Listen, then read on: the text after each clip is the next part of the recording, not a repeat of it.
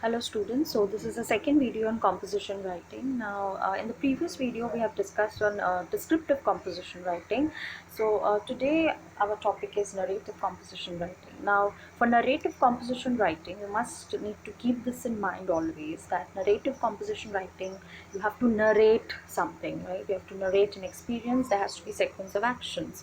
So you might feel that there is similarity between descriptive and narrative, but there is difference, and you need to always keep this in mind, that for descriptive composition you are describing a person, a place, or anything in detail. But here you are writing a composition where it feels like as if you are telling a story, you are narrating an events, and there has to be a sequence of actions, and it should be in chronologically, right? There has to be a sequence of actions and you must do it chronologically. That's very, very important. So for narrative composition, you must tell the reader as if you're narrating, telling a story. There has to be a series of events and present it chronologically. That's very, very important. Now another thing is that you must write it in first person, that is I. Keep this in mind.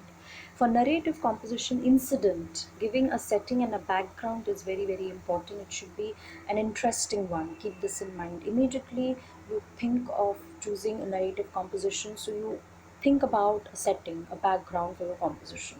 Think about the characters, right? Development of the plot is very, very important in narrative composition. Dialogue, you have to give dialogue in narrative composition and create mood, laughter, kind of sad mood, suspense, anything. So these things keep in mind for narrative composition, which is must. That is, you give a setting, a background, talk about the incident, character, dialogue. Now as we all know, even for the descriptive as well, that there is this fixed rule which you need to follow. You must give a title. Again, it should be very catchy and appealing one. So you give a title, then give an introduction. Now in narrative composition, keep this in mind. For introduction, narrative composition, start with a statement. Now this will be clear when I will give you an example later. So keep this in mind. For introduction, statement has to be there. You begin with a kind of a statement which is very catchy and um, impressive one. So you begin with the statement and then the rest follows, that is body and conclusion. Now as usual, narrative composition, you must write in past tense. You add the sensory details which we have also discussed in descriptive. Talk about the sight and the sound with examples also, I have mentioned it. So you give sensory details, but only if it requires, according to the incident and the thing that you are narrating in a narrative composition. Now for example, let's see one example of narrative composition. For example, if you get a question like this: give an account of a time when you were sick at home or in the hospital. Now keep this in mind. If you get a question like something like this, give an account of a time, so it is, you have to give the account of that particular time when you were sick at home or in the hospital. So immediately you get a question on these, like account, you have to give an account kind of a thing. So you have to narrate that particular thing, that incident when you were sick at home or in the hospital. So immediately you fixed this in your mind, that this is a narrative composition, it's not a descriptive one. So after that you plan it out. As I always say, that for good composition you must plan it out. 15 minutes time you're getting, so you must plan it out. So immediately you think about the title. So you can give a title like this: an incident I would like to forget. So obviously nobody wants to remember that incident when you were sick and when you were there in the hospital. So I felt like that if you could begin like this: an incident I would like to forget, or you can do any other title, it's up to you. Then you write the topic at the center and give a box, a square box kind of a thing. You write it and then you brainstorm and give write down the points on the basis of the four corners. You write, give arrows, and you write down the things that your composition need to have. So immediately the first thing, it should be the title. Don't miss it, don't miss the title. Introduction should have a statement. So think of the statement, that how would you begin. Then you think that for narrative composition I have to give a setting, I have to give a background. right? Then you come to the next corner, then character. You think that how many characters you want in your narrative composition, who will be they, if you want to name it, give their name, uh, any relation. So characters, then dialogue, with whom you want to have this conversation. Obviously maybe with mother, because you are sick, so mother, father, then doctor in the hospital. So any dialogue with them, as in you're asking that how long it will take for you to recover, so something like that dialogue, you fix it. Then the mood, obviously you're in the hospital, so you'll be sad, so your feelings, so think about that. Then come to the next corner, so you narrate the experience of yours in the hospital, how you were spending your time there, right? So you think about that, the meeting with the doctors and the nurses. So everything has to be in a chronological order, as if you are telling your own personal story. That's very, very important. You are narrating your own personal experience, so it has to be in a chronological order.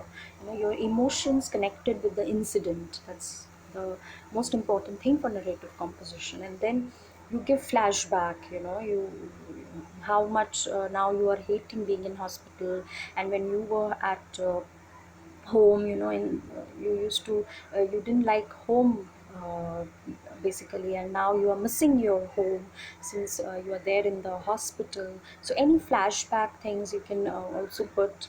Then slowly, this is a conclusion part. Then slowly how you were recovering the medications, and then your realization that how you need to take care of yourself, and how much you are missing your home, and how much you are missing your family. So this kind of a thing, as I always tell you, your conclusion should be very much interesting one, and it should end with some kind of a realization. And so that the reader might think that what it engages the reader.